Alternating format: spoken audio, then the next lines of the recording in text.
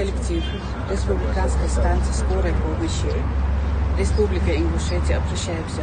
Эта история началась летом прошлого года, когда работники Республиканского центра медицины катастроф и скорой медицинской помощи в своем видеообращении коллективно пожаловались президенту России и главе Ингушетии, что им не выплачивают стимулирующие надбавки, положенные из-за особых условий труда. Около 200 человек не получили выплату по факту работы с ковидным больным за июль и август. И просим вас взять под свой контроль проверки правоохранительных органов по нашим жалобам и заявлениям по отказу наших выплат.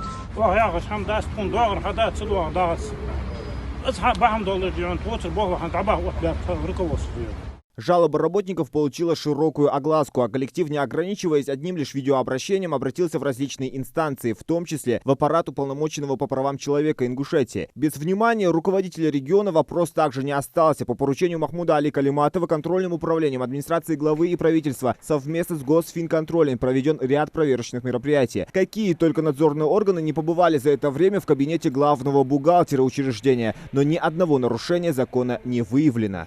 Очень тщательно над этим работали. Мы же знали, что это федеральные деньги, что их будут контролировать, что нам нельзя ошибаться. Что лечебный отдел, который готовил контакты с коронавирусными, что экономисты, что бухгалтеры. В общем, мы знали, что надо делать, что будут проверки, что недовольные они всегда есть. Дополнительные выплаты президентом России были введены в разгар пандемии для поддержки медработников. Начисление велось на основании правительственных постановлений 484 и 415, в которых четко прописано, какие выплаты и кто должен получать надбавки за работу с ковидными больными. Их всем медработникам, находившимся на передовой, выплачивали своевременно и в полном объеме. Однако с июля прошлого года, когда нагрузка на персонал снизилась, как и количество новых случаев заболевания коронавирусом, вышел приказ Министерства здравоохранения страны о создании спецбригад для оказания помощи ковид-больным.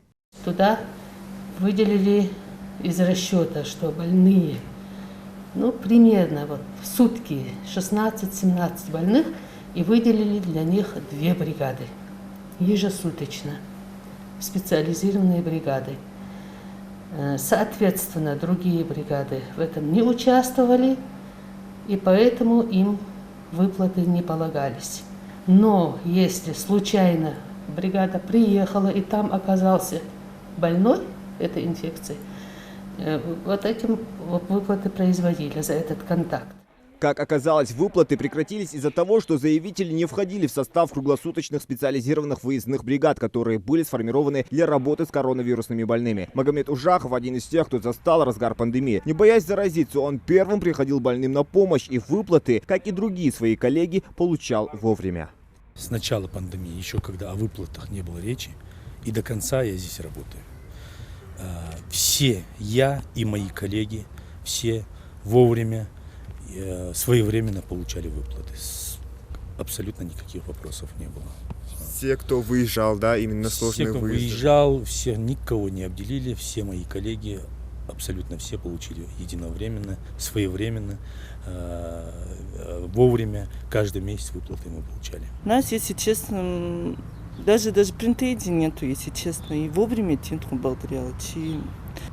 Алхамдат благодарялчи. С новым приказом работники станции ознакомились, однако медперсонал решил пойти дальше и отправил несколько жалоб по всем инстанциям, в том числе и с просьбой разобраться в подлинности дипломов руководства и главного бухгалтера учреждения. Но, как говорится, за что боролись, на то и напоролись. После тщательных проверок надзорных органов выяснилось, что лица, которые жаловались, сами предоставили работодателю подложные документы о стаже работы. Как итог, против 10 сотрудников возбудили уголовные дела и уволили за нарушение трудового законодательства. По вопросу массовых увольнений могу сказать, что была проведена проверка. По результатам проверки было установлено, что действительно работники были уволены, но основанием для увольнения было как по собственному желанию работника, так и по статье. Статья предусматривает это у нас увольнение в связи с предоставлением работниками подложных документов при трудоустройстве. Такое основание предусмотрено законом. Таким образом, по по результатам проверки работникам было рекомендовано в случае, если они считают, что необоснованная незаконность увольнению есть под сомнением, обратиться в суд для рассмотрения индивидуального трудового спора. То есть данный вопрос отнесен к индивидуальному трудовому спору. Индивидуальные трудовые споры у нас рассматриваются только судами.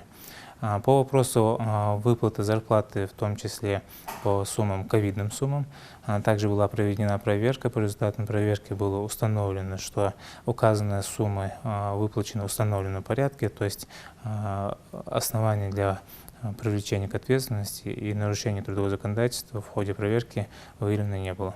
Проверкам в Республиканском центре медицины катастроф и скорой медпомощи подключили и прокуратуру Ингушетии с привлечением специалистов Роспотребнадзора и Росздравнадзора. Но и те никаких нарушений, предъявленных в жалобе, не нашли. Прокуратурой города Назрани проводится на постоянной основе работа, которая полностью направлена на то, чтобы защищать права медицинских работников, как врачей, так и среднего медицинского персонала.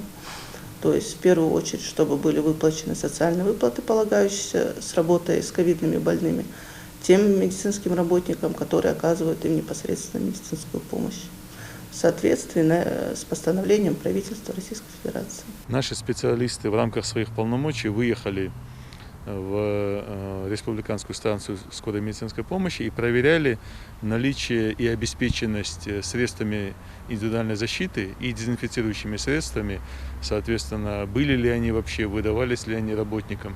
И в соответствии с представленными документами по количеству закупаемых средств индивидуальной защиты их было достаточное количество, и по расходным документам они у них были, прошли по всем нормативным документам, то есть, соответственно, они отражались в бухгалтерских отчетах, что они закупили, что они были поставлены и выданы. В ходе данной проверки Управление Роспотребнадзора посмотрели все вопросы, которые касаются Управления Роспотребнадзора, то есть которые в нашей компетенции.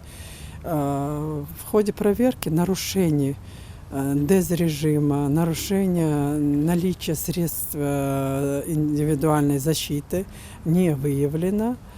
И также мы проверили наличие всех документов, которые касаются станции скорой медицинской помощи, наличие лицензий, наличие договоров на утилизацию медицинских отходов, наличие договоров на утилизацию люминесцентных ламп, и нарушений со стороны этих мероприятий не было выявлено. В этом месяце будет ровно год, как реорганизовали Республиканский центр медицины катастроф и Республиканскую станцию скорой медпомощи. Два учреждения объединили в одно для более эффективной работы. Это позволило выездным бригадам быстрее добираться до больных, особенно в разгар пандемии. Путем реорганизации у нас увеличилось количество бригад, в том числе специализированных.